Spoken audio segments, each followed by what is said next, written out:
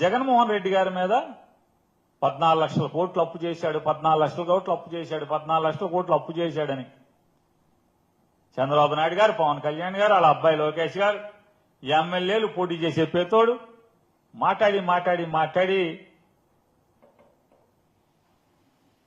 10 అన్నారు, తూచి 10 అన్నారు, మళ్ళీ తూచి 7 అన్నారు. చివరికి సాక్షాత్తు ఈ రాష్ట్ర ఆర్థిక శాఖ మంత్రి అసెంబ్లీలో 3 లక్షల కోట్లు అన్నాడు.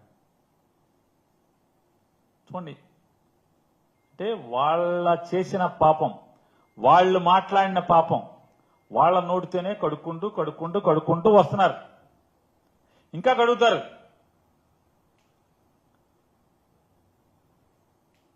ఎలక్షన్లోనేమో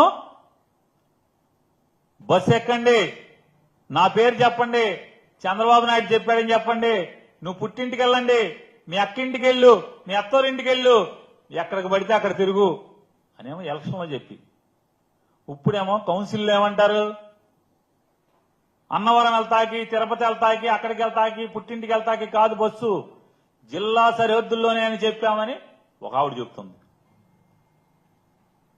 చంద్రబాబు నాయుడు గొప్పడా, ఈవిడ గొప్పడా మనకు అర్థం కాదు. ఆమె ఇచ్చిందే మాత్రం, ఈవిడేమో తూచి అంటది. అంటే అతనికి నోరు రా చంద్రబాబు నాయుడికి తూచి చెప్పటానికి.